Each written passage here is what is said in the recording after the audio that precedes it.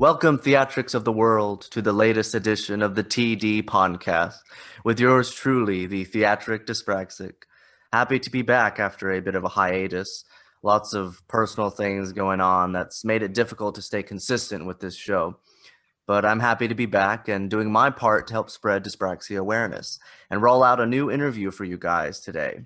Today we will shine the spotlight on Chris Colebrook, the founder and facilitator of Dyspraxic Drama UK, an organization and service that incorporates elements of applied drama and positive psychology methods to assist those with dyspraxia and help coach them into a better, more enriching quality of life.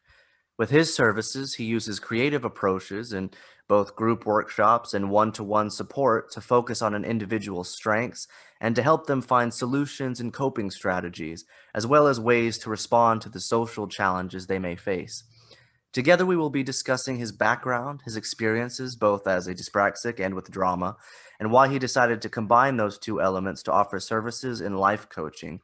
And we may even have some time to demonstrate on his approach and sort of the process to helping those with dyspraxia and many more. So now, let's welcome to the stage solution-based coach practitioner, Chris Colebrook. Welcome. Hi, thanks so much for having me. Absolutely. I'm happy to have you here.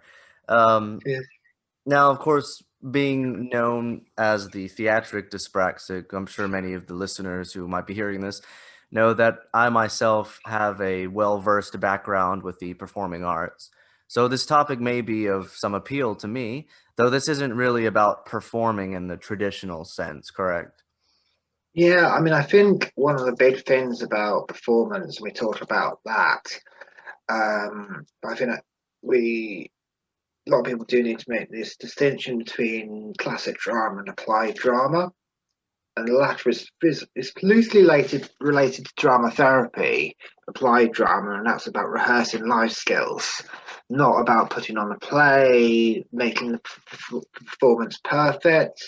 I mean, a lot of what I do is very much on the trying things out, experimental theatre. And we're not looking for perfect performances. If you try something that doesn't work, there's no reflection of yourself. It's about like exploring options to some extent, amongst others. I see. So I suppose that the first thing I'd like to ask you is for you to explain a bit about your background on applied drama and coaching and what led you to kind of starting the organization and combining the two to help those struggling with dyspraxia. Yeah, I think there's a lot of things. Just a bit of to unpack that a little bit. As you may or may not already know, I do have dyspraxia myself. I was diagnosed 7 years ago, and in that time, this was when I grew up in the 80s, where the 90s, where it wasn't very well known. In the late 80s, it was still referred to as clumsy child syndrome, which is very not appropriate now and a bit not maybe seen as not go down too well with dyspraxia. But one of the real reasons, I mean, I am a solution facilitator practitioner, and when in my work experience at work and also in my own personal life, where I did suffer from depression a long time ago, one thing that did get me back on my feet was drama, and I think actually around confidence building. Another fact is a lot of what I felt at the time was some mainstream approaches like CBT, not to sound bad or anything, but they don't always work for everyone. And I think the train creates more creative approaches, because I think sometimes when we do experience a conflict or work or with our family or elsewhere, there's one thing talking about it, but also practice doing it, practice ways we can approach that to actually harmonize relationships, gain that strength, insights, confidence building, new ways of responding, because there's also there's a lot of standard talking therapies. It's very much about talking about it, but there is an absence of practice doing it. I think sometimes with a lot of past drama therapies, they're very much past or not present orientated. I mean, my personal view, I feel that there's, in some places, there's a lot of support towards children, not enough of support for all towards adults. And a lot on applied drama is the primary purpose. It's about life skills, it's social change. It's not about putting on performance, as I already mentioned. There's no such things as wrong answers or mistakes. So it's classically done in groups, but there are occasional times where you can do it one-to-one as well. And I also do a lot of things around character work. My own personal background is, I was in the past bullied at work, being dyspraxic long before I was diagnosed. And if I look about, how do we respond to that, or if it's even any minor, less extensive social issue, be at work, you found personal lives, friends, family, etc. So it was things like that. I remember when in my first play, this is when I was about 7, this is long before I was diagnosed. I remember when I did do that performance, I really kind of went for it. And this is when I still have signs of verbal dyspraxia, but kind of, no problems whatsoever. So, there's that big thing with drama and other things to put yourself out of your comfort zone and explore things about like trying find out new ways to respond, amongst others, around competence building, expressing your needs, your feelings, having it out. Also to like how do we actually apply that into life from something ongoing and present future orientated, if that makes sense. So I think this is my background. My background's also in psychology as well. I've got extensive experience through my PhD and my master's in positive psychology as well. Just for the benefit of those listening, what positive psychology is, because not everyone is that familiar. But one thing, it's strengths-based, it's not deficit-based. It's also about increasing positive feelings and happiness. I also have this idea in positive psychology, which is more than my label. And now that doesn't mean with one's dyspraxia we should ignore it. Well, it does mean we put it into a balanced context. This is what I can do, and this is what I can't do, rather than let it hold you back. So I hope that makes sense to everyone listening. And this is kind of where I'm coming from, and about where there is support and where there isn't, and about be open to trying different ways of approaching things when some kind of classic mainstream psychological approach may not always work. And go into small things creatively to help people flourish and dyspraxis itself. So when somebody gets started sort of in your program, what are some of the typical things that they may struggle with that you want to try and work towards improving? If I can maybe just break that down into, because where it's one-to-one or in groups, but one-to-one, it can vary from anything from relationship issues to time management, procrastination, decision making, organizational skills. It can be quite varied on that. A lot of my group work is majority of the time social skills, interpersonal issues, but it can also be things around, more so now, and expanding on that, on decision making. We're going to also, when we talk about communication, remember it is subjective. Going to things like body language, non-verbal communication as a whole as well. To help dyspraxic, because I think with dyspraxic sometimes reading body language can be an issue as well. Right. So does your group, does it focus solely on issues related to dyspraxia, or does it help people with other sort of mental difficulties as well? Yeah, I was actually going into that. I am primarily focused on people as my niche, people with dyspraxia and adults who are 16 plus, but I am also equally, doesn't mean to say that if you have other issues, that's not, that you can't come on, but I do, so you either suspect you have to have dyspraxia or you are formally diagnosed with dyspraxia. I started this from the outset saying I'm not, there is support out there for everyone. It shouldn't be the case that you have to wait for a diagnosis when some people wait in 7 to 10 years for a diagnosis to get support. I can speak just from an American perspective that compared to the UK, there is very, very little, if any, sort of support for us. It's very difficult for Americans, for instance, to get a diagnosis at all for dyspraxia. I mean, you can be diagnosed with a number of things that you don't have before they even occurs to anybody that it might be dyspraxia, because there's just so little awareness for it, which is part of the reason why I do what I try to do, to try and bring dyspraxia, to the American perspective.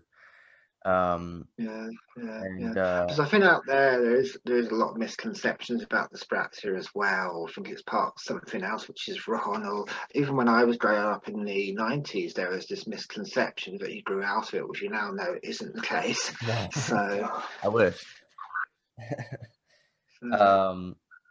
So I think it's great that you have services like this over there. I mean, it'd be great if they had something like that, for Americans and for people just outside of the UK in general.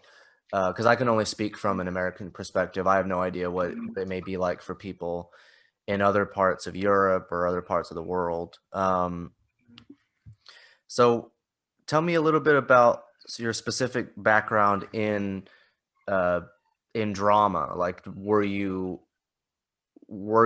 like experienced with like traditional drama, like performing arts, and did you just kind of transition that into what you're doing today? How did that process start? I think I think when I was kind of getting back on my feet, when I went through a rough patch, and I've basically been getting into drama in the last 10 years. So it's quite a lot, from anything from doing mainstream drama to improvised drama. I've got 6 years improvisation experience, literally at the University of Glasgow, where I've done, and City of Glasgow College, where I've done football for my training, and Strathclyde as well. And so that range of different styles, being improvisation, scripted stuff, also experimental theatre as well, from foreign theatre to cyclic drama particularly, and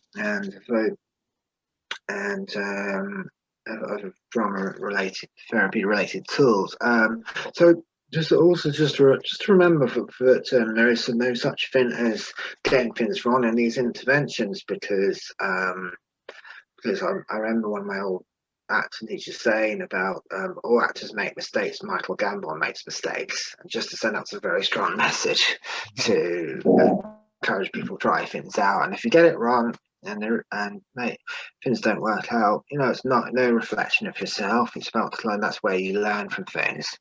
So it is about learning through and trying things out, really. So Right. Well, I know that for improv, like for improvisation, the only rule is yes and. That's the only thing I know. So it's kind of similar in that respect, I suppose. Except another rule in improv itself is there are no mistakes. So and that's always the courage to let go with our gut and just go with the flow. I do appreciate with Dyspraxia there is the overthinking element and performance anxiety, but always encouraged use your gut and just go with it and trust that gut. When we do these things and go with the flow, really. I think in improvisation for there is spontaneity. I like to see it as structured spontaneity, because I think it's not completely open. There are some rules to each improvisation game, or whether it's more structured exercises than others. A lot of drama and positive psychology itself is quite semi-structured anyway. So there is a process, but there's also to be in the moment as well. Yes, and I think that's one of the things that a lot of dyspraxics struggle with, because I know that as much of my experience is in the performing arts. I don't think that was a correct sentence at all, but One of the things that was always difficult for me, of course, was improv, just because, and I mean that from a dyspraxic perspective, because dyspraxics Yeah, often struggle to find the right words in the right moment and to mm, draw yeah, from their own vocabulary. Whereas, it was always easier for me to follow a script because it's like everything is yeah, already prepared. You just have to memorize it, and yeah, you know. yeah, yeah, So mm, I could mm, imagine yeah. starting something like that. Yeah, yeah. I mean, it really depends on the nature of these things because I think a lot of people have this assumption. I can't speak from America, but I think a lot of them sometimes in schools there's the overuse of Shakespeare, and I think that's a lot some people's reference to what drama is, and there's plenty of things which are not like that. And we're talking about very be able to read Shakespeare. It can be a struggle for some dyspraxics. Equally, I think some games are not like some improvisation games can be challenging. I'm not going to say you said about saying the right word, but here we are in these things. There isn't such thing as the right word. It's about trying to, and if if it sounds funny, it's no reflection of yourself. It's just that's what we learn from these things. It's also to play around with these things. Yes, there are types of improv which are a bit more technical, and there are some short-term memory things. But I think there are plenty which aren't quite as complicated as well. So and quite totally more simple. Yeah, I suppose the struggle is to just not stumble over your words, which is what I always struggle with. Yeah, yeah, yeah. I mean, with these things, I was always taught if you mess up, just carry on. And that was I was always taught to do that. Don't let it like stop you. It's not no one's going to beat you up if you make if that happens. No one is going to be here to judge. So and All I you'll do always is embarrass yourself. so And as a dyspraxic, you get used to embarrassing yourself. At least I do. So it's like, well, mm, of course, that's just par for the course. It's like falling down the stairs, except verbally. yeah. I So suppose part of but because of the way that a lot of dyspraxics are, because they're so, there's a fear that comes from making mistakes whenever you're dyspraxic, especially yeah, whenever you yeah. don't have much experience with things Mm, like drama and yeah. performing. Yeah, I think it's a difficult one in these things because you just don't know what people's school environment was like and whether you're being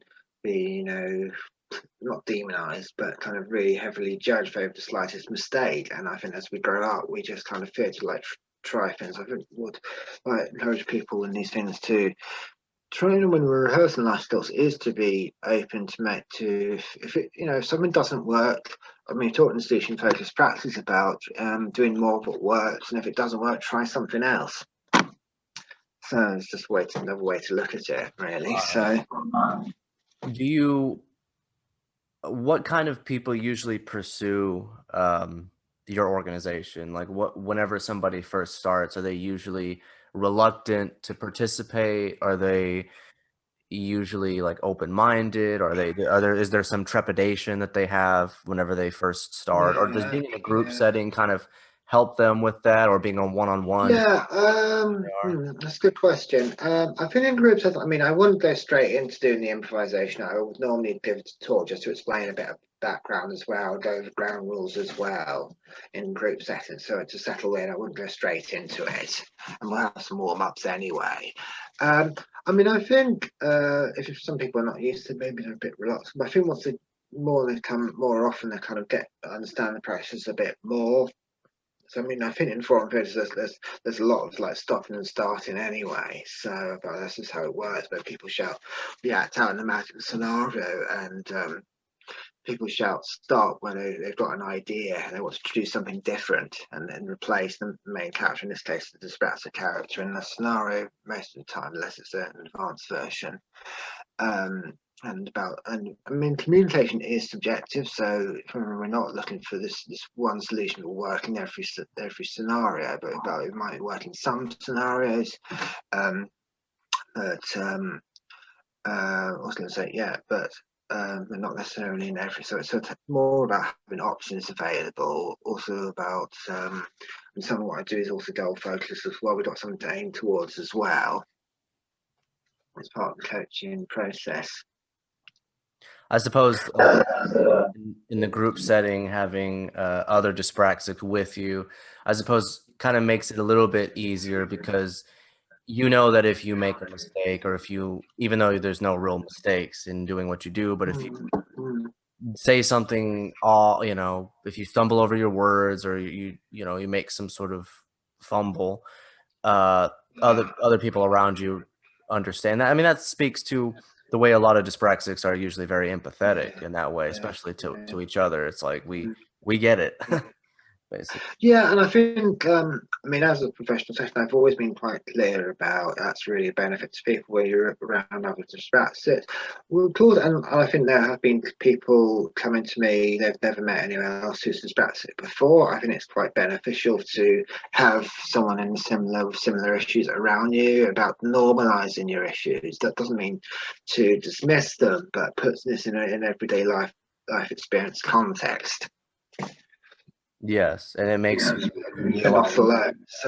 you aren't in what you're dealing with, and that's always helpful. I mean, that's been helpful for me yeah. ever since I've been sort of in the dyspraxic group and meeting other people. I mean, I've met some good, some good friends as a result, because we have very similar experiences, even though we all have different personalities. Yeah. What are some of your methods to kind of allow people to feel more loose and more comfortable in your sessions? Well, I do need some warm-ups. One is a method where just for groups to get to know each other in groups, where, for example, one person asks a question in the group, just ask the whole group, and if they relate to that, just put the hand up. And I think it's be simple things like that. I'd also do some movement exercises, kind of like a bit of a warm up, not something too comfortable, which isn't dyspraxic friendly, but it's like what you're doing, and these are very simple improvisation exercises. Doesn't have to be any kind of, and people just have a bit of loosen up and kind of have a laugh with that, and from just be a bit like light-hearted, particularly if I'm doing more personal drama as well, because of the different sorts of issues versus imagined scenarios. Do you ever incorporate humor or comedy in what you do? Because Well, that's it's not a by helpful thing sorry. for people. Well, well, of course, when I'm presenting stuff and I'm just explaining, I would incorporate a bit of humour by default. I mean, I think when we're dealing a lot of that's now scenario, there's actually a bit of humour when either people mess up or they do something we didn't expect. It does happen. So by default, I would say there is humour. I mean, the whole purpose, it isn't just simply like an acting workshop. I mean, Facilitator Drama Group isn't a theatre group. We're not here to increase your awareness of acting still. That's not what it's about. It is personal development. It's more, it's coaching with applied drama, not about acting. But in the process, people will play around and do something which maybe is a bit absurd or something, and that does create a bit of humour. So yeah, by default, it does happen. I do try and encourage has to have a bit of laughter on occasions, by default. I think this brings up an interesting topic, which is how drama, whether it's applied drama or the performing arts, how it helps people in terms of their social skills, their confidence. I think that's something that I think people should talk about more, and that's why I always hated how in school there was always so much focus both on the budget and just on awareness of like sports, as opposed to like the performing arts. It was like the performing arts, that theater and stuff was always put to the wayside, when I feel like that's a much more enriching Yeah. thing to have than I mean, sports are great too, but for a lot of people, like I could speak from my own personal experience, just from taking theater and doing Right. and participating in Yeah. drama, it's helped me tremendously in my social skills, in my Yeah, tenacity and my willingness, my openness to try new things. And yeah. is that sort of part of what made you want to incorporate that into your? Yeah. I mean, I think there's just a whole big issue about expanding your comfort zone, and I think drama does that. Coaching does that to some extent as well. So it's just whether you do it during a session or you do it between sessions, it doesn't matter. There's still that idea about trying, not about simply just oh, I just practice about what I normally do, but choose something different. Trying like new ways of responding. So you said about practicing social skills, that's part of that as well.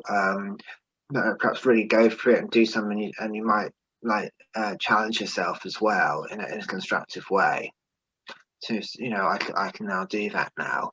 So and yes, on the surface it might seem a bit, oh, you're putting yourself out there. I think the rewards you get about saying, yeah, I can do that. I know more about myself.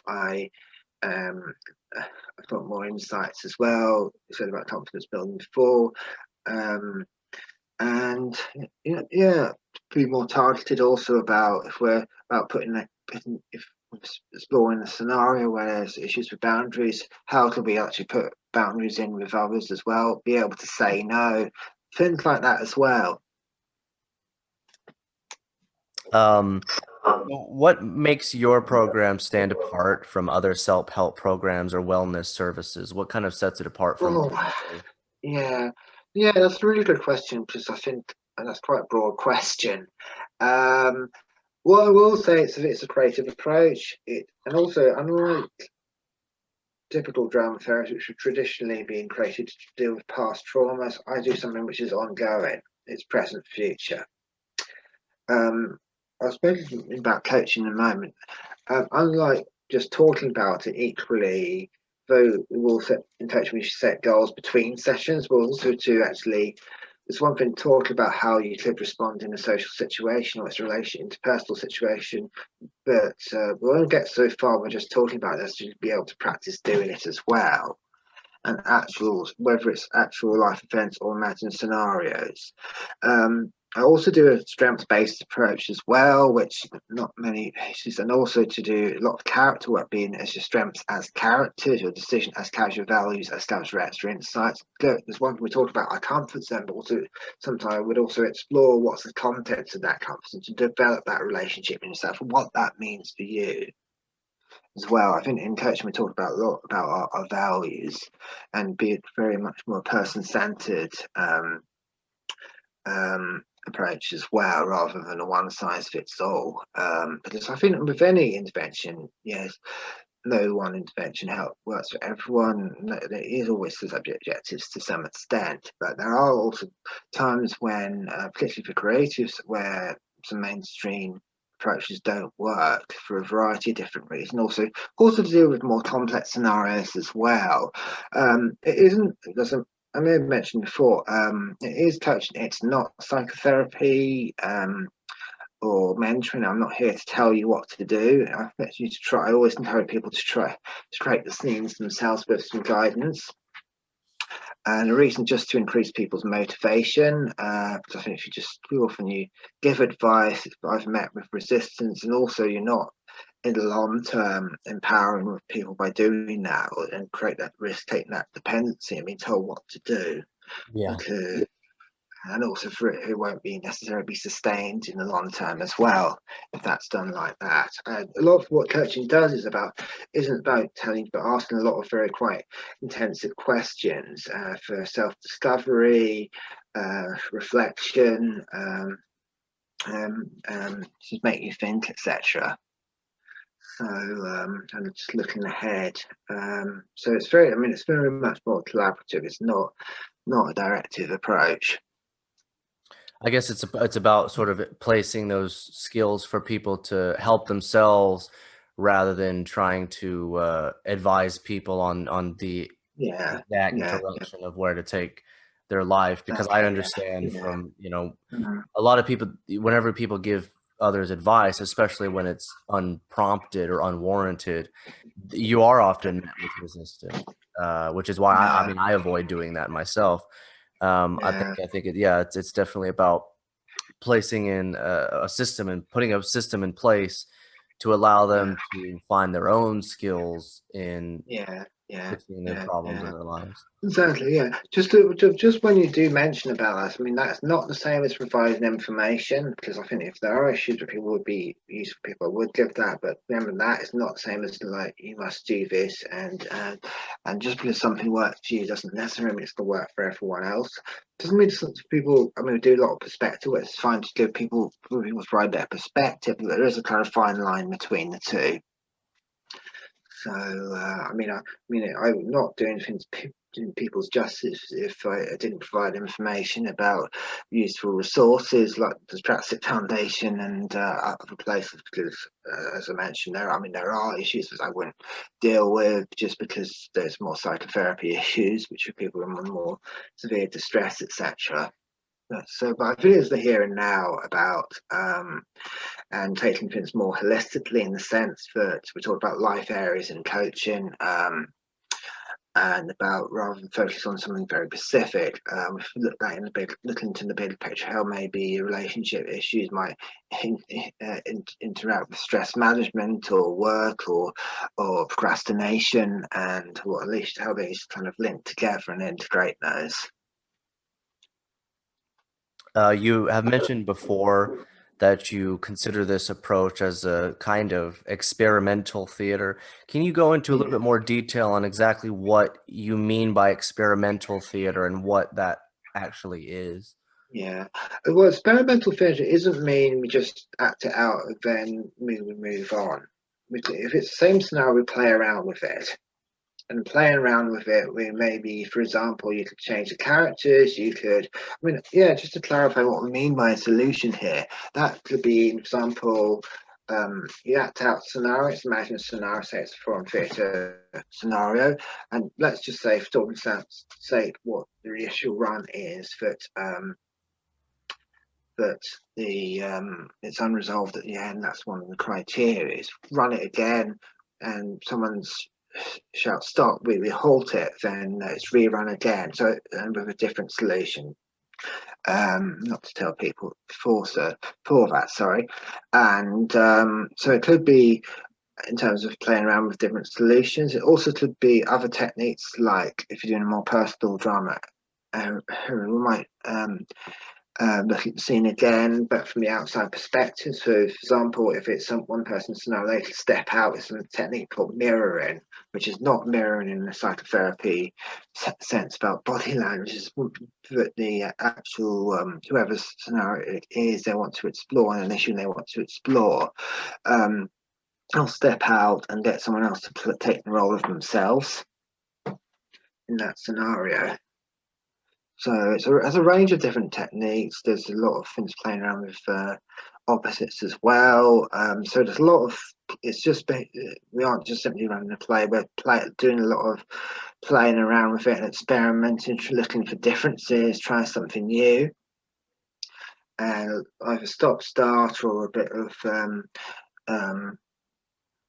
playing around with roles as well. That makes sense to everyone here. I do think that there is a sort of therapeutic benefit of playing around, in an interactive setting, using imagination-based methods.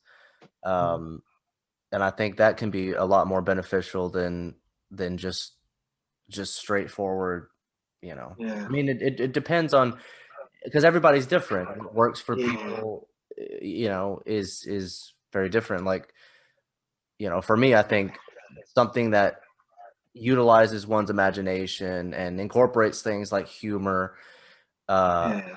can really help sort of change the direction Yeah. of somebody's progress in their life. Yeah. I mean, another thing about experimental theatre, majority of the time it is improvised or devised, and when that means that, say it's during a workshops and maybe a handful of people they create a scene in advance rather than simply it's done on the spot with some prompts. So it has got a variety of ways of doing it. But I think in I mean, in Apply the Theatre, they talk about action methods, which means a lot of these techniques people use when they do actually play around with things.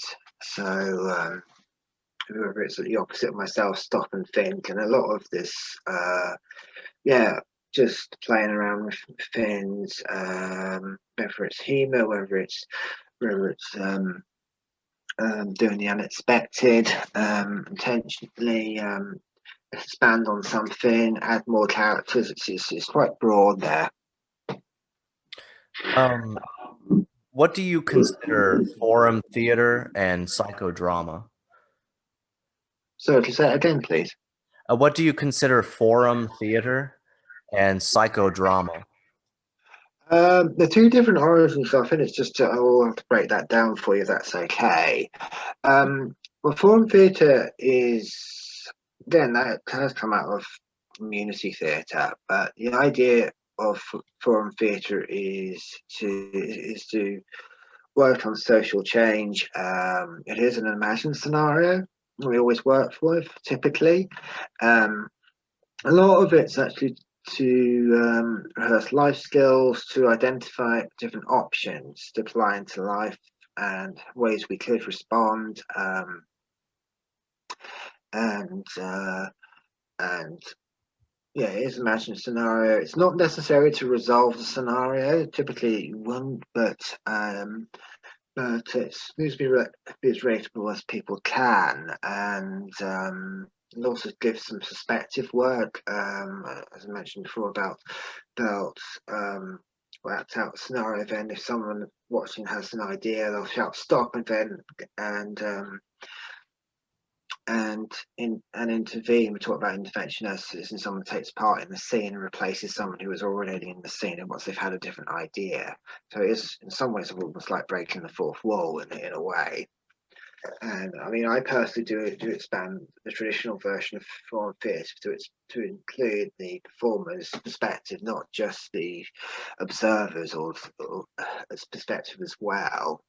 And as far as we can to actually resolve this issue. On psychodrama's tradition was to help with trauma, and I think the big difference is it's comparatively less structured, and it does include a range of techniques, but I think also we deal with any everyday conflicts as well.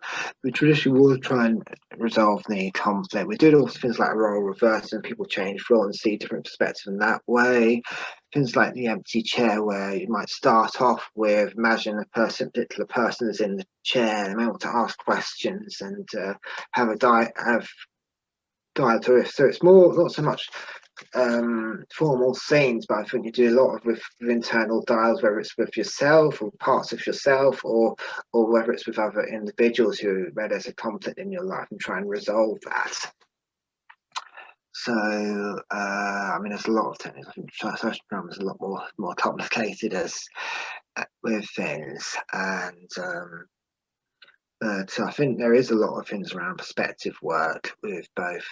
Just one can go in. I think psychodrama traditionally would go into more issues in a lot more depth because of what it was, because it's a lot more about psychotherapy rather than community theatre. So yeah, I think these are different interventions. They can be very useful. I mean, I had psychodrama myself when I went to some past issues around bullying and things which was about. It's very good to kind of get it out, feelings out. So as well. So yeah, I think it's one of those things where they can both be useful in different ways. If you're not used to not ready to do a personal drama, which can be a bit more intense, but you will get more out of an imagined scenario.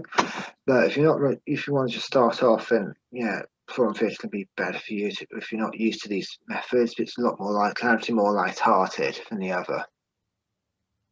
Right. Whoa. There's a lot there, so I'm hearing an echo. I sound like what's his name from the wizard from Wizard of Oz, the big head guy. In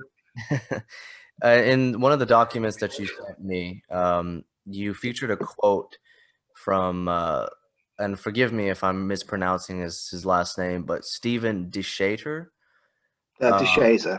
the Yeah, Shater, he was and the yeah. quote said, "There is nothing wrong with you that what's right with you you can't manage," which I think is a very profound statement. Can you tell me a little bit about Stephen DeShader and what he means to you?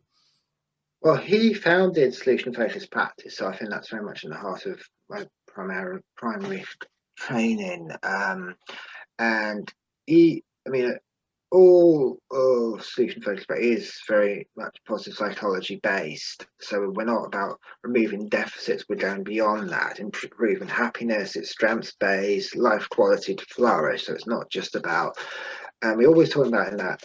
So what it does mean by that, there's nothing to, is rather than, even if we do have issues, it doesn't mean we dismiss those, but we also have strengths as well, and to actually to build on those and trying to use our strengths to manage our problems and to improve our life quality.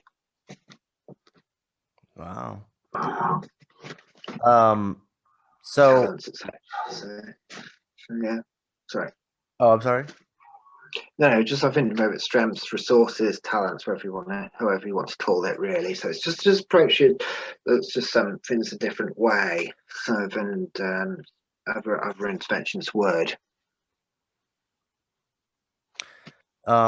So I think this is a good place to kind of get to sort of doing some sort of demonstration. Now, we don't have a whole lot of resources to demonstrate sort of what a full session would be like in its entirety, partly because the nature of the services is primarily like visual and like you said, you use a lot of group stuff, but you also do one-on-one. Um, but however you'd like to do it, if you'd like to do some kind of demo using me as Yeah, that'll be fine. I think on the first demo I was actually going to do with you, if it's all right, to do a bit of hot seating exercise. And I think that's where I just mentioned about strengths based. I was going to do a little strengths based hot seating with you, but to do that, what I would need is some maybe a problem you want to discuss. If you've got any, maybe some not something too complicated, but just on a kind of basic level. a problem. Yeah, A just problem. so I need to, yeah, probably maybe want to kind of explore just as the purpose of this demo. Um, just like related to dyspraxia or like emotional Or issue. anything. It doesn't have to be dyspraxic related. And just before we continue, just to remind everyone that all what I do isn't just about fixating, about dyspraxic awareness. There's also other things as well. I've done a recent workshop on red flags and improve people's relationship future relationships and being more positive. There's also a certain stuff as well. Yeah, it can be a dyspraxic issue, it can be something related to that or reaction. So I think just anything as long as it's a coaching issue, that's the main thing. I suppose one thing that we could discuss or use is I guess I'd have some issues with abandonment. You know, some people that were very close to me in the past who have, for various reasons, left my life. Uh, Right. I I think struggle that will to be kind of, I still struggle to kind of like reeling from that loss, even after a great amount of time. right. If it's okay, I'm so sorry to hear that. Would it be okay with maybe choose? Because I think that would be. I need to go in with realistic expectations for this. Now I can't promise what's going to happen, but I just wanted maybe something a bit simpler than that. If that's all right with you. Yeah, I guess what kind of things uh, are you kind of looking for? Because Well, there's just something simple. If it was maybe something to do with stress management, time management of everyday issues. Not so much kind of more heated grief for clinical issue, but some just or maybe it's a relationship issue, decision making issue. It can be anything on those lines. Short term memory issue, you name it. For example, with all these things, hope that's helpful to you. I'm Have so you? sorry. My parents keep walking in. No problem. I only got about half of what you said. Yeah, no worries. Yeah, it'd be range. just for simplicity for this demonstration. I guess concentration. Oh yeah, that's fine. That's fine. The Would be a good concentration one. thing is absolutely fine with that. I just want to Relevant to make what sure. just happened anyway. Okay, yeah, concentration things would be fine. And obviously, when I do go into this, it's important we go in with realistic expectations. So, can I just tell me a bit? Just I need to define the problem first, if that's okay with you. Um, so, we're in terms of your concentration. Tell me a bit more about that. um, well, my attention span is real small at times. I try to listen to people whenever they speak and everything like that, but I get distracted very easily when something happens. It's very easy to break my attention. Sometimes I get Okay. distracted by my own thoughts. So sometimes somebody will be speaking to me and they'll be, I'll try not to be rude, but like something will break my focus and then I won't have heard like half Hmm. of what they said, like kind of like what just happened. And some people get very offended by that, like it That's happens with fine. my brother at times. He'll be talking about something and he'll get very Okay. offended because I didn't listen to what he said or I wasn't fully paying Okay. attention. And it's not Okay. Mhm. So you're saying about some people get a bit frustrated, so you're not paying attention. They feel you're not paying attention. You get distracted easily. And how are you managing it so far at the moment? Oh, I don't know. That's a good question. I uh I I I don't have any specific mechanisms of trying to remedy that or manage that. I try my best whenever I realize that I'm not paying attention to Hmm. just go back to what they were saying and trying to see if I can figure out maybe what they were talking about during that Okay. time I wasn't really Okay. focused. Okay. Okay. But if we were to talk about well, in terms of like speculative about figuring what they were talking about. I mean, if I were to scale of 0 to 10, where 0 is not managing very well at all, it's the worst possible, and 10 is managed it the best ways possible. Where would you say you are? I'm talking about your management of the problem, not the problem itself. Where would you say you are Forgive my inhale. Let's see. I would probably rank that about a 4, probably. there? Okay, so say it's a 4, and what are you doing that made you score yourself as a 4 and not maybe a 3 or a 2? Because over time, I think I've been able to gather sort of what people have said or the gist of what somebody said. Uh, Like when I was younger, I suppose it was worse, and mm, it's not based on anything I intentionally did. It's just that over time, mm, I've yeah. just been able to, I guess, draw information from the information that has been made available to me, Mm, and mm, I'm more aware of when it happens, yeah. afterwards, so that I'm able to maybe apologize to a person or Okay. ask for clarification, whereas maybe not so much I used to. Yeah. Okay. So you're able to ask for clarification. You get the gist. Okay. So bearing that in mind, so what would you like to be different here? What would your ideal outcome be? That's I never really thought about that so much. Yeah. I mean, I would That's the just final like goal here. So to we improve talk on about that. positive goals in that. So what would you like to be different? What would be that positive outcome be? Well, being realistic. Hmm. Take your time. No one answers to this at all.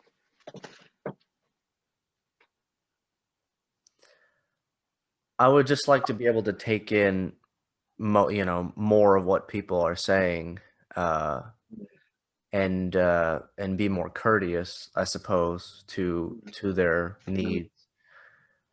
Okay. So taking be more courteous, aware of their needs. So, and for you, what would that look like? Not for me, it might be look different for you and me. What for you, what would that look like?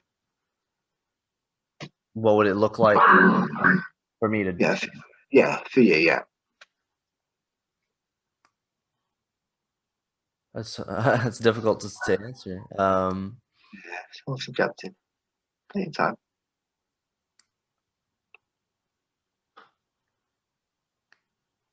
No wrong answers at all. I suppose just looking at the person more, focusing on them rather than looking around, you know. Yeah. Uh, Okay, focus. distract. Okay, focus more on them rather than looking around. Sorry. Anything else there? Sorry. What did I say? No, that's about all I can really think of. I don't really have any solutions. Okay, yeah, that's fine. I just wanted to find out some to aim for with this demo. So, bearing that in mind, the issue about concentration, you said you are want to before you are want to be able to manage yourself. You're not looking around. You're a bit more focused. So, what would you say, in your view, were maybe your top three strengths?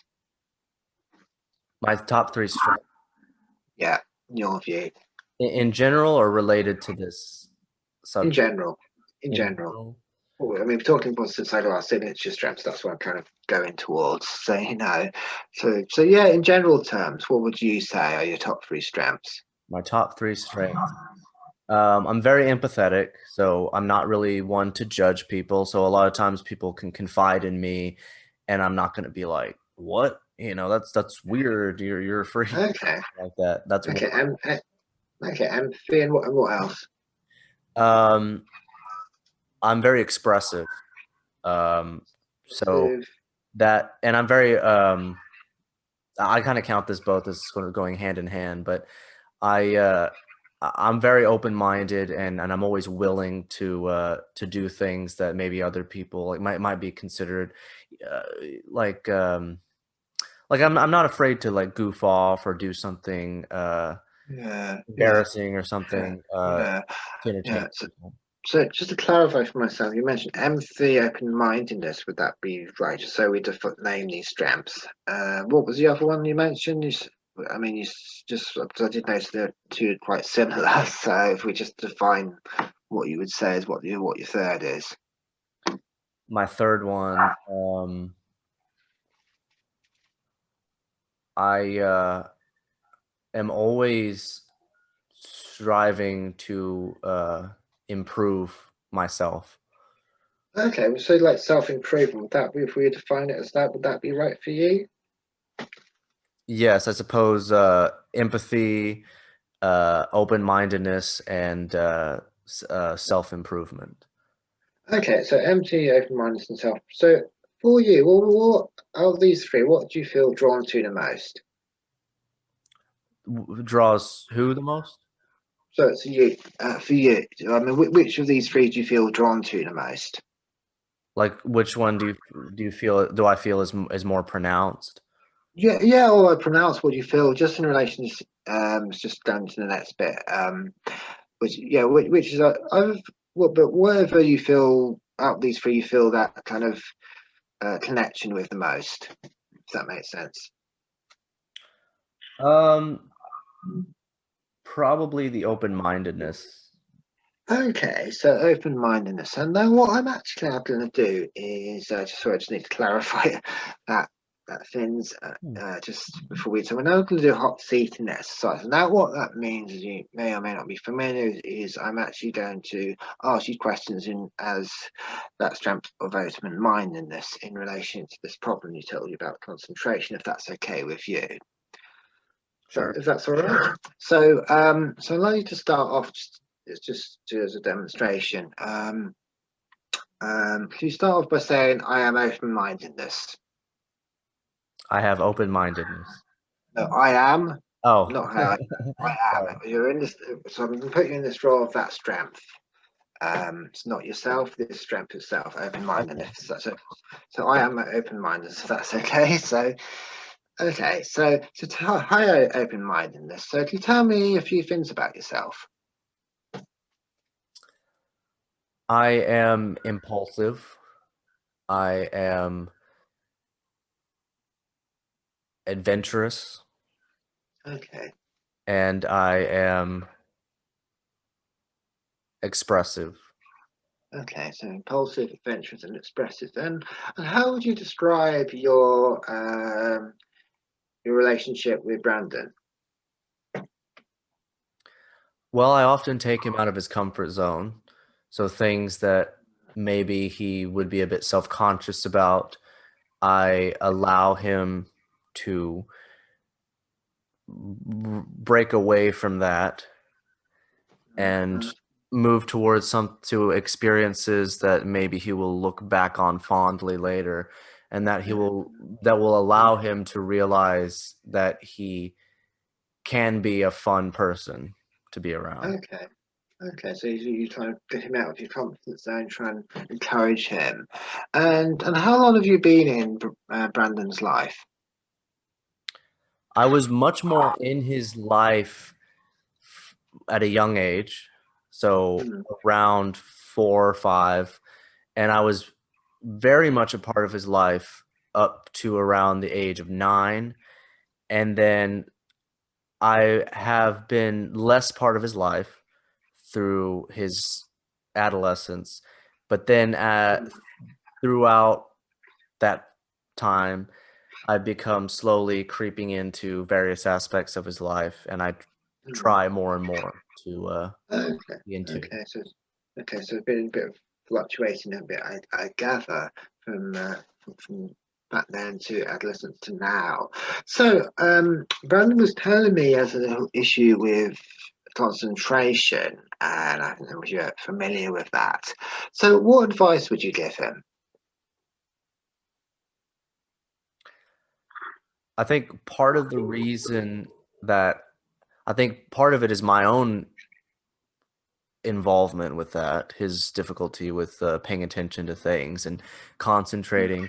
Because of my relationship with him, I often am the reason for some of his distractions, why he's so distracted easily, because often Right, he will see something that will kind of connect me to him, some mm, opportunity, something that right, looks fun or interesting or captivating. right, My right, advice right. would be to know when to learn when not to focus on me so much and to focus more on the other person. Okay, so advice would be to focus on the other person rather than you. So, so bearing that in mind, I mean, how could, in terms of this problem of concentration he's experienced, how could he maybe use your mortgage to help him in the future? Stronger eye contact, perhaps. Mm. Okay, so stronger eye contact. And anything else? Um, don't let your curiosity get the best of you. Mm-hmm. And And anything else? Sorry, so don't let curiosity get the better. And what would he be doing instead of that? What remain remain in the moment and remain remain? present. Mhm, mhm. Okay, Rain, please remain in the moment and things like that. So, okay, so fence open-mindedness, and for is there anything else would you like to say to Brandon? When are we gonna have fun again? Okay, okay. Thank you, open-mindedness. So now I'll ask you to de-roll and sorry, just to backlist yourself, or just de-roll and backlist yourself, if that's okay with you. To So, okay, so how does that feel? Doing that exercise. Just do a brief reflection before we finish this demo. It's very interesting. I it it forced me to think about something in a different perspective, and try to.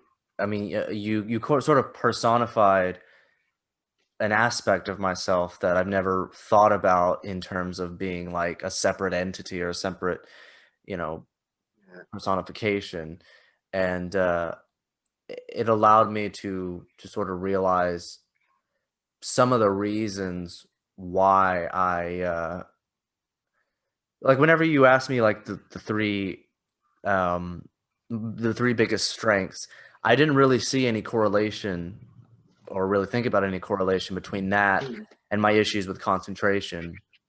But whenever you had me do that little experiment, it made me realize that there is a correlation. And at least with that aspect, the open-mindedness and the adventurous, being adventurous and stuff, because a lot of times whenever I am distracted by something, it's something drags my attention away because it seems like something fun, or it seems like something that I want to be a part of. So it was definitely interesting and expanded sort of my perspective on it.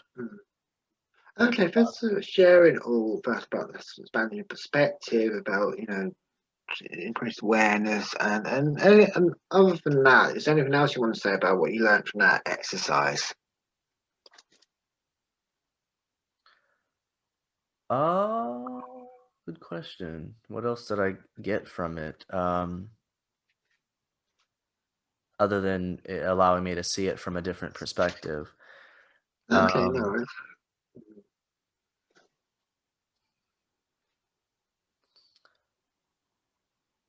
I don't know.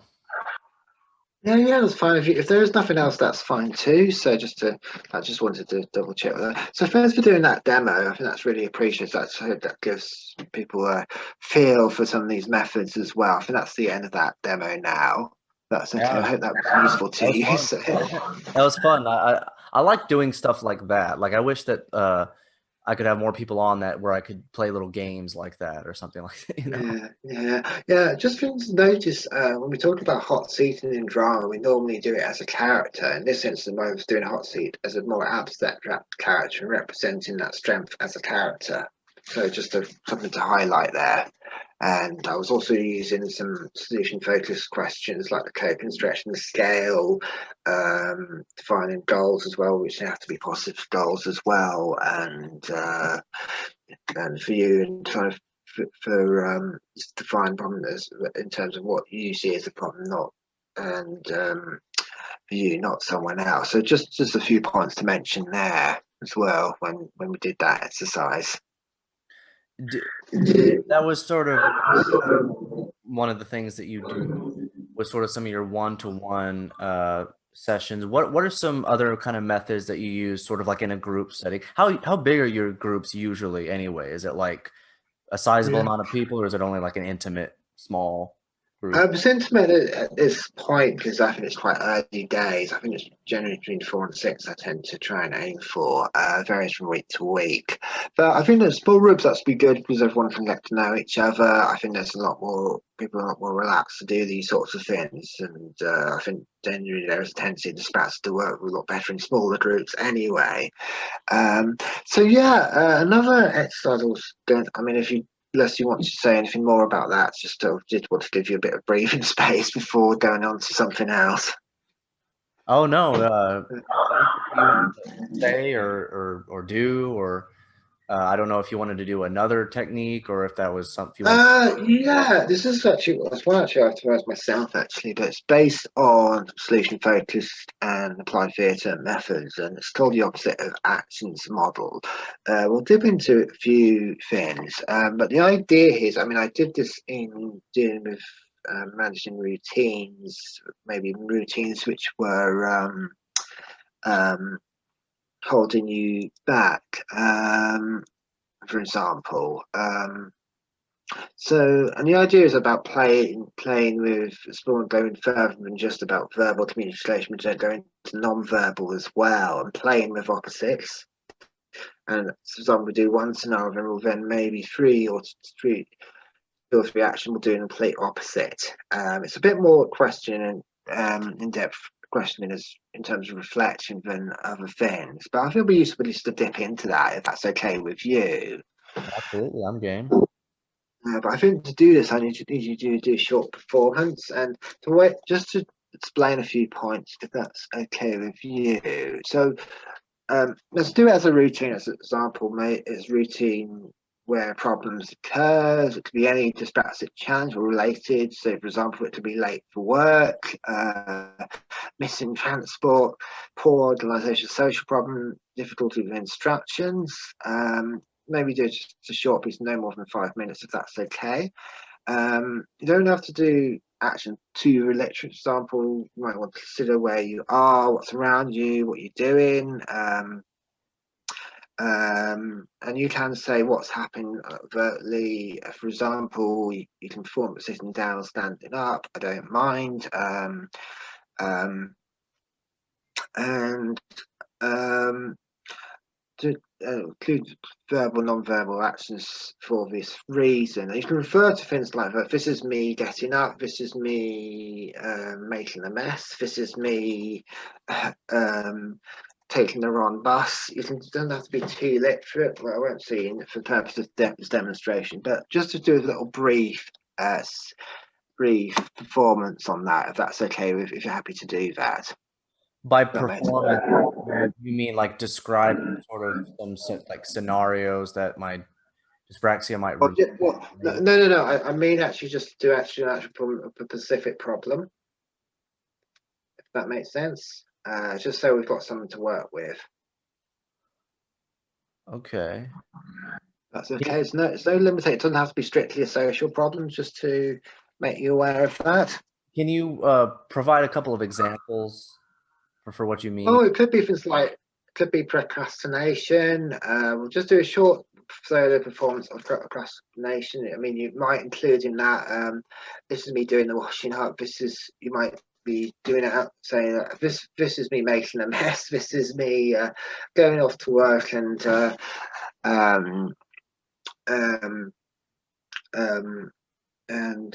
taking the wrong train, or this is me falling. You can play around with it, be light-hearted, but I think it's just explain what you're doing, because I obviously won't see you. Right. Must represent some kind of problem that's represented. Here's a good one. Okay. Not preparing for this interview.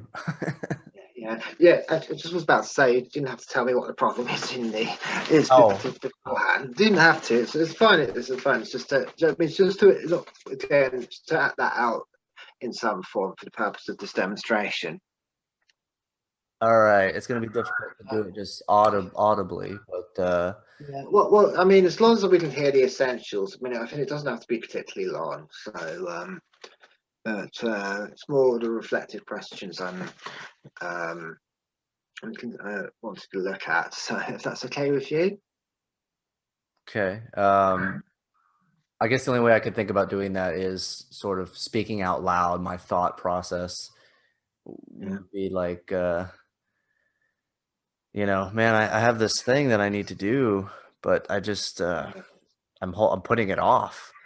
I should really prepare for this, take some notes, sit down and write sort of what I'm, something to prepare to say, because it's only, about an hour until I do it. So I should really prepare, because I'll look so disorganized if I don't. But man, there's so many things that I want to do instead that I'm just like putting it off. Oh God, the time is coming up. I gotta just buckle down and do it. All right, I'm gonna sit down in front of my computer and I'm gonna type an introduction. What should I say? Let me look through my notes. You say this is me doing this, not just saying what you are going to do, but you're actually performing doing it. This is me. Okay, I'm looking through my notes, trying to find something to type in. I am looking through some of the things in our conversations that maybe I can incorporate as questions. So I'm taking my notebook out. I'm writing down some notes. Man, my handwriting is so bad. I can barely read it. I am trying to pick up on some important things that might be useful in our conversation. Oh, look, it's 5 minutes till. So I'm just going to put together whatever I can and hope for the best. Yeah. There. Cool. Okay, is that the end then? Okay, so just to clarify the problems about being anxiety about preparing, if I understand that. So I'm just going to do some reflective questions on that scene, if that's okay with you. Okay. Okay, so what would you describe as the main actions in that scene? Probably writing down notes. Okay, so writing down notes there. So okay, so bearing that in mind, so how would you just so taking that on board? How would you also describe your body language in this scene? Prior to taking notes, it would be pacing around, thinking Okay, about a million things. Um, yeah, so fidgeting, and just pacing back and forth, looking, cocking my head over at the clock to look at the time and see how much time I have left. okay, And then, of course, just scribbling down with my pencil and looking up, between the computer and my notebook. okay, okay. So looking out about pacing right down. So how would you describe the tone of that scene? The turn, The tone. oh, the tone, Yeah. like the emotion of it. Yeah, your emotion. Yeah. How would you describe that? I guess somewhat flustered. Um, just a nervous, Okay. about hoping that it will go well. Okay. So it's sort of flustered. Hoping it would be going. Well, and what about the pace of that scene? Um, the pace of it, I guess. The pace feels quick because I know that the Yeah. time is coming up and that Okay. there's less time to prepare before it's time to start. Right. So it's quick. What for you? What's quick? Is it if I say to 10, where 0 is really the most relaxing possible, and 10 is the most hyper. Where what's quick in this situation? Uh, I'll How would say you? I'll say 7 because Okay. it may not seem like it would be that quick in real life, but it's just that because you know that something is coming up, it just feels like time's going by faster, because you're nervous, and when you're nervous, it seems like time goes by quicker. Okay, so now I should say yes. Um, okay, so what about we talked about pace? What about your posture? How would you describe that? Well, I'm in two different positions in this scene. I'm standing up walking, and then of course I'm sitting down taking notes. So when Yeah. I'm walking, I would say my posture is fairly stable.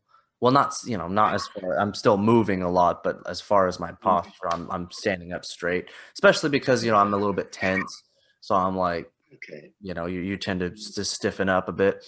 But Right. whenever I'm taking notes, I'm like slumped over, hunched over. Okay. It's quite mixed there. So, sort of like standing up and slouched over. And what about your eye contact and facial expression? What is there anything important there during that scene? My well, eye contact, I don't know. I mean, I make some eye contact with the clock, quite a bit. Okay. I'm like looking at the clock and looking away, and making eye contact with my notes as well, and the computer and stuff. So I guess the eye contact is kind of darting back and forth between either the clock or the computer and the notebook. As far as my expression, I guess it's a look of mild worry, I guess, Okay. hoping it will go well, and kind of Okay. kicking Okay. myself for not being prepared. Okay. So thanks for saying all that. Just to summarise that, if that's okay with you. So you mentioned about the pacing a lot of downs, fast pace. Um, standing up a lot. There's a sense of worry. I think there was nervousness you mentioned as well. I think there's a lot of the stress with and doing all the actions for getting yourself ready with the paperwork, things like that. And just remind me if there is anything I missed there at all. No, I think that's basically just a good insight into my process when it comes to this podcast. Okay. So bearing that in mind, so for you, what would be the opposite of pacing up and down? You mentioned about the your body language. What would be the opposite of that? Of the pacing, I guess would be Yeah, I guess just sitting still, just sit sitting still. completely still, no motion.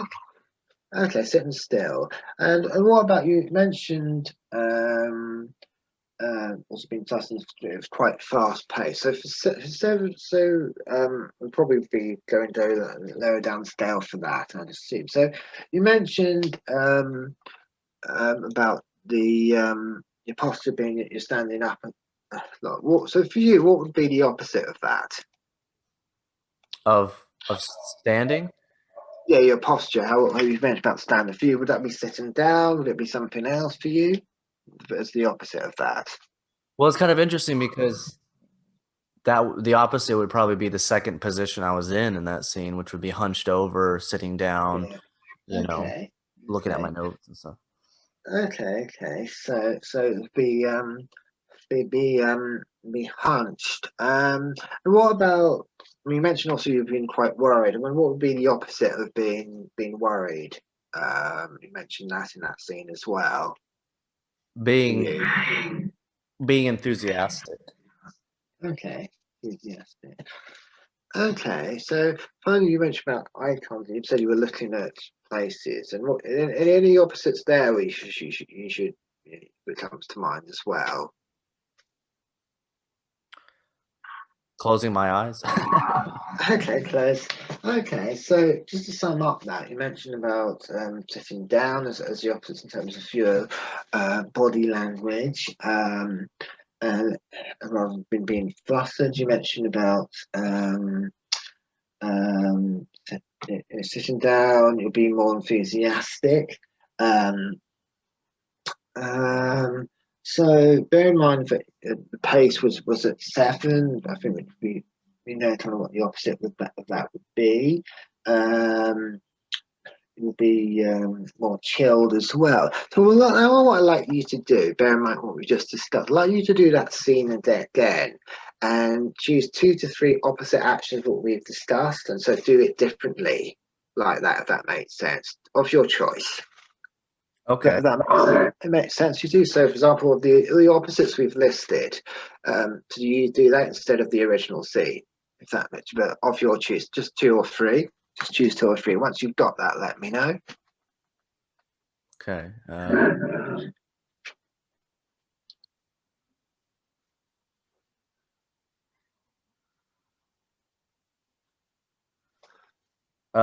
Yeah. You don't have to tell me what you're going to do as long as you've decided. That's the main thing. Okay.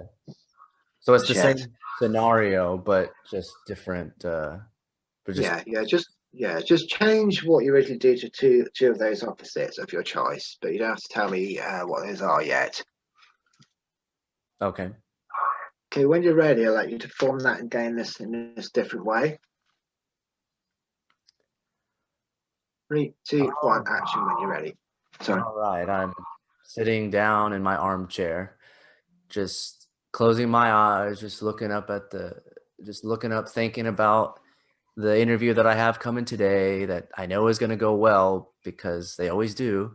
Uh, so I'm just excited. I'm excited to be talking to somebody new, and I'm excited to start talking about learning more about this organization and getting a further insight into something I didn't know much about before. Uh, and I'm just looking forward to when the time comes. I have my notes. I'm ready to go, and I'm just excited to create something new to put out into the world. Um, I'm just excited for it. So, you know, I'm not worried about how it's going to go because I know that we're going to have a good time. It's going to be real loose, and I don't need to prepare that much because the conversation always kind of drives itself. So here we go. I'm ready. Let's start. scene. Okay, cool, cool. So just a bit of reflection on that. I mean, how did you feel when you were doing that? That's slightly differently. Well, actually, just before I forgot to ask. So what opposites did you do there? I Did you was choose? closing my eyes, so I wasn't looking at the time. I wasn't focused on how much time is, left. I'm just closing my eyes, envisioning what is, what's going to happen. The other Mm, opposite I had was I was sitting down instead of pacing around. And the third okay, opposite I did was that I was enthusiastic rather than okay, worrying. okay, okay. So eyes closed, enthusiastic, and sitting down. So how did it feel doing that? That scene again differently with those opposites.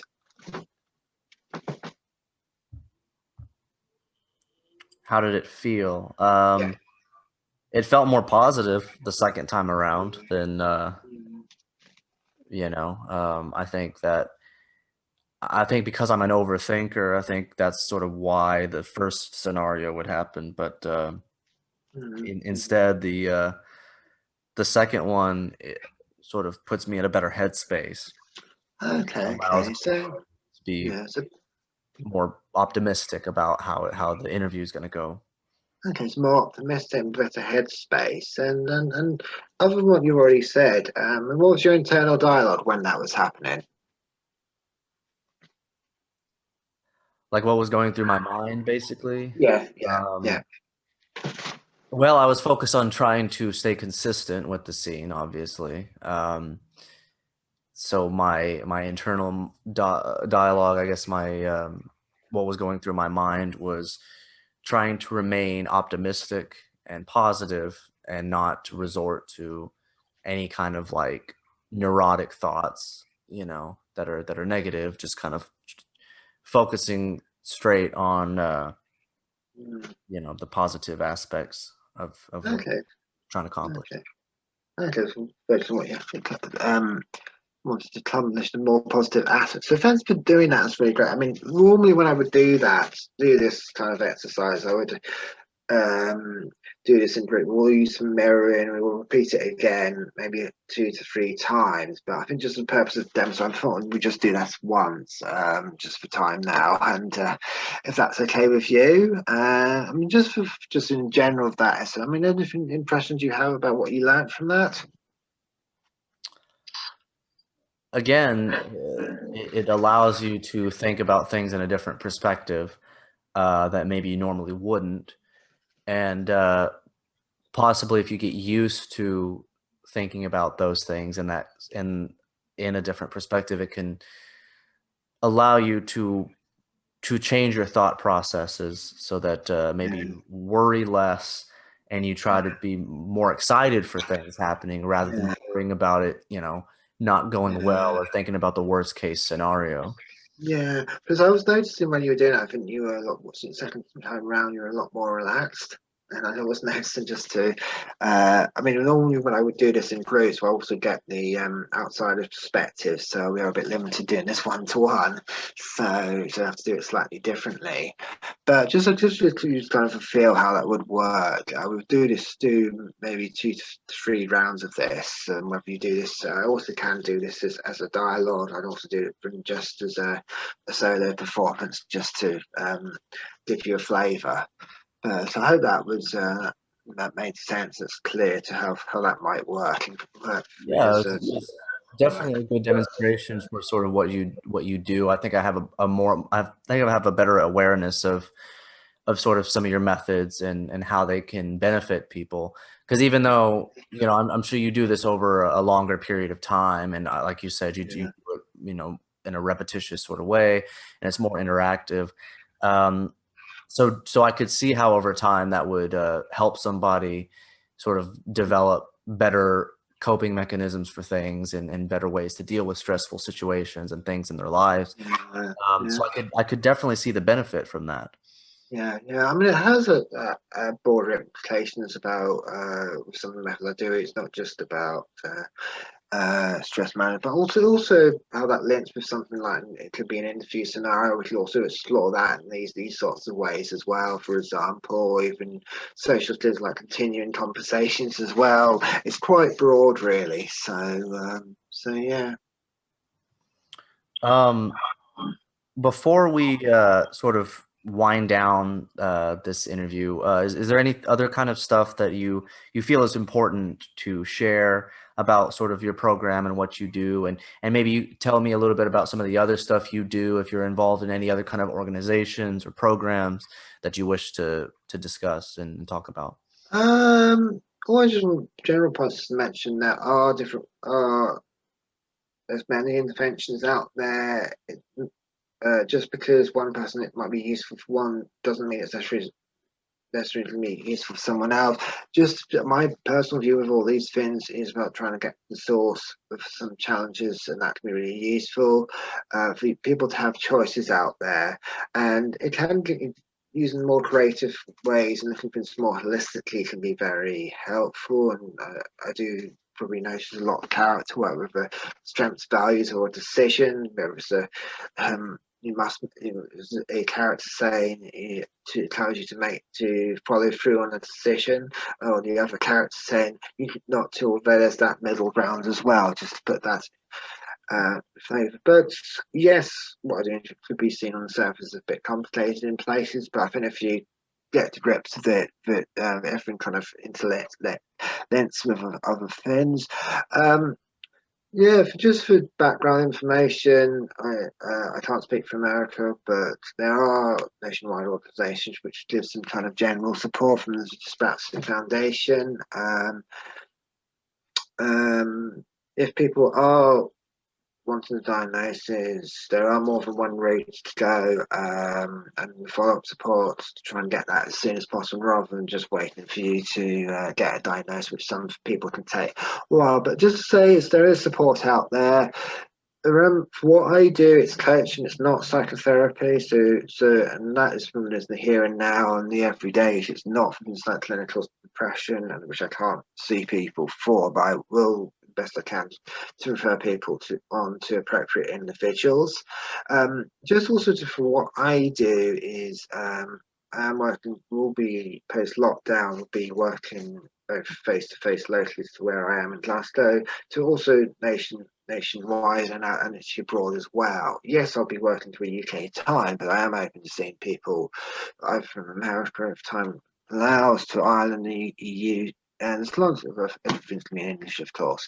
But I don't want location to be an issue, and so I do want to give people the flexibility to do that. And it's just, if anyone's got any questions, do feel free to get in touch with me as well. So what is a good way to get in touch with you if someone is interested in signing up for your program and getting a start? Is there a sort of a sign up fee, or what are some of the things that people need to be aware of if they want to get started? Yeah, I mean, I am a private practitioner, so these are paid workshops, but I do make sure that people not have a fixed rate, but I do have it within the spectrum. But the best way is to maybe get in touch with my email or through my website. My website is dyspraxicdramauk.org, and my email is dyspraxicdramauk@gmail.com. If anyone is interested, those are probably the best way of getting in touch with me. And I will be putting both those links, if it's okay with you, in the description. Yeah, it's fine. So you can check those out in there. Yeah.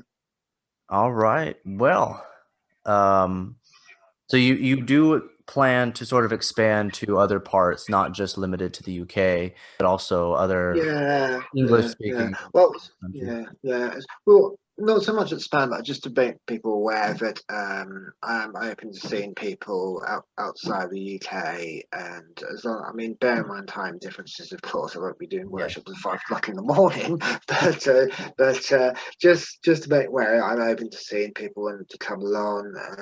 who aren't from the UK. That's absolutely fine. I've had clients from Ireland and the EU as well, so I'm totally open to that as well. So do feel free. I don't want to let people let location be an issue, but just be aware that I will be working to UK time.